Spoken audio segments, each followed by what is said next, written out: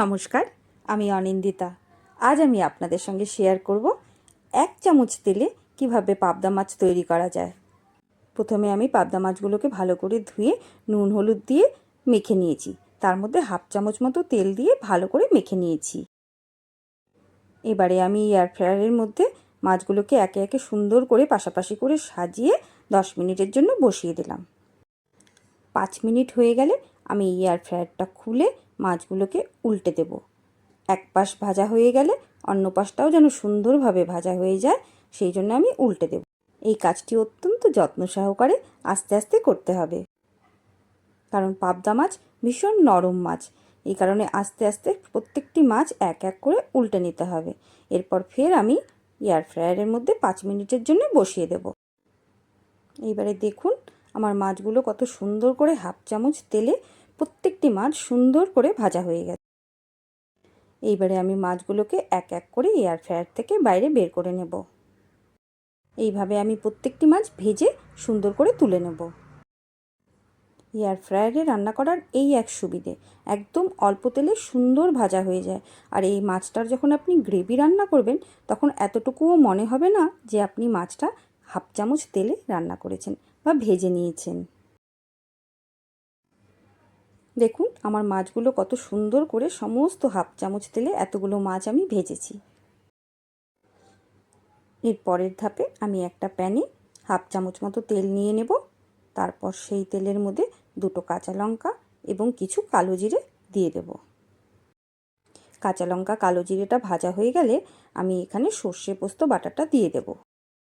এখানে আমি 1 চামচ সাদা সর্ষে, 1 চামচ কালো সর্ষে আর 1 চামচ পোস্ত বাটা নিয়েছি।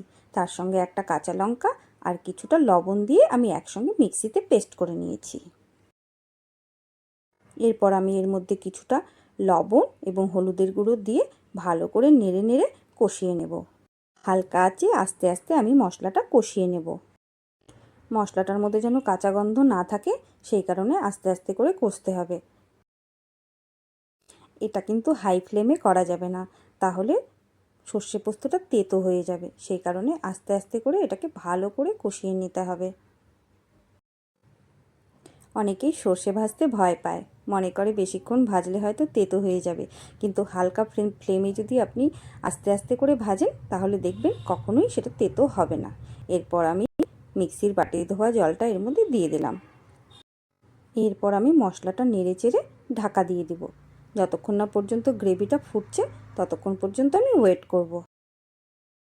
এরপর ঢাকা খুলে আমি ভাজা মাছগুলো সমস্ত গ্রেভির মধ্যে দিয়ে দেব।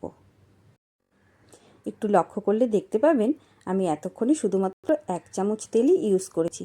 হাফ চামচ তেল আমি ইউজ করেছিলাম মাছগুলো ভাজার সময় মেখে রেখেছিলাম, আর হাফ চামচ তেল দিয়ে আমি গ্রেভিটা তৈরি করলাম।